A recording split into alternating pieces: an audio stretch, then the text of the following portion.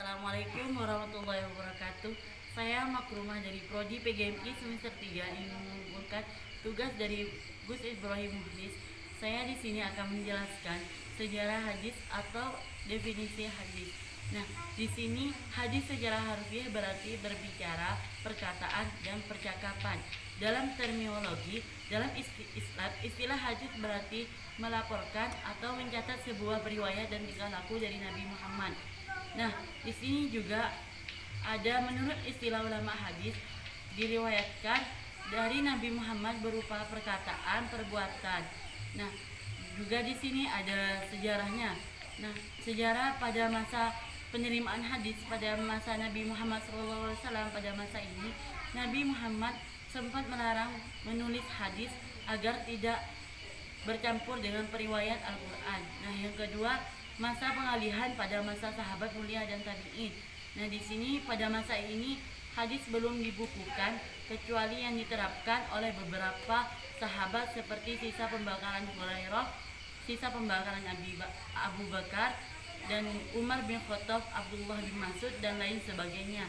Nah, dan yang ketiga, masa penghimpunan pada masa Khalifah Umar bin Abdul Aziz. Nah, pada masa ini hadis mulai dikumpulkan dan dihimpun menjadi satu. Hal ini dilakukan karena adanya atau munculnya hadis palsu, sehingga hadis perlu diteliti siapa yang menjadi sumber dan membawa hadis tersebut. Nah, yang keempat, pada masa penyewaan atau penyusunan.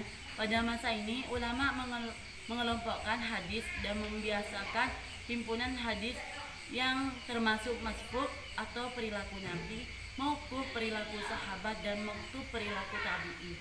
Nah, selain itu juga diteliti atau dikoreksi oleh hadis yang hadir maupun yang dihafalkan. Nah, adapun status hadis menurut pengertian ulama, ahli hadis dapat diartikan sebagai sesuatu yang disandarkan kepada Nabi Muhammad SAW yang berupa perkataan, perbuatan, dan ketetapan sifat-sifat beliau. Nah, di sini ada juga pengertian hadis sahih. Nah, hadis yang bersambung sanadnya yang diriwayatkan oleh rawi yang adil dan dabit. Juga sampai akhir sanad, hadis tidak janggal dan mengandung cacat atau ilat. Nah, di sini juga ada pengertian hadis hasan.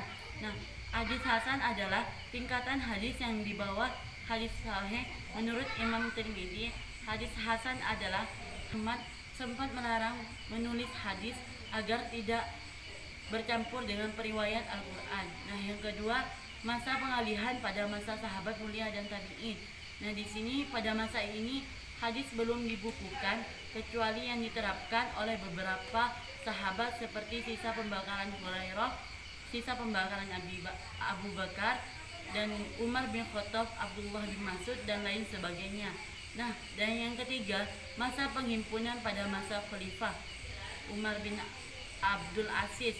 Nah, pada masa ini hadis mulai dikumpulkan dan dihimpun menjadi satu. Hal ini dilakukan karena adanya atau munculnya hadis palsu, sehingga hadis perlu diteliti siapa yang menjadi sumber dan membawa hadis tersebut.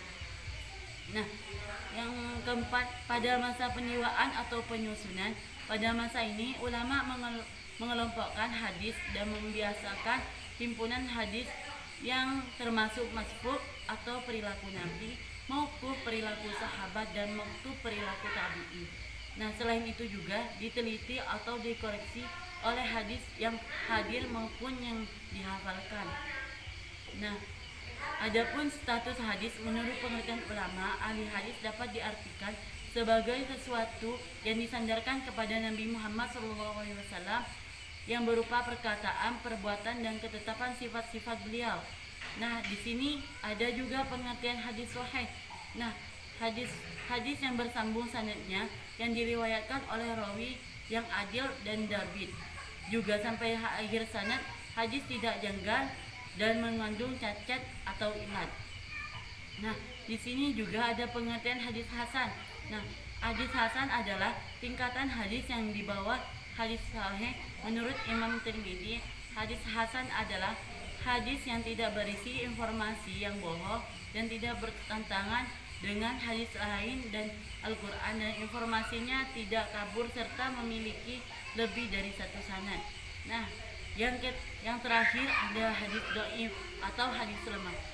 Hadis yang tidak memenuhi syarat hadis sahih dan hadis dhaif tidak sama dengan hadis maudhu atau palsu. Hadis dhaif memang dibinasahkan kepada Rasulullah, tetapi perawi hadisnya tidak kuat hafalan atau kredibilitasnya, atau ada silsilah sanadnya tersebut. Sekian dari saya. Wassalamualaikum warahmatullahi wabarakatuh.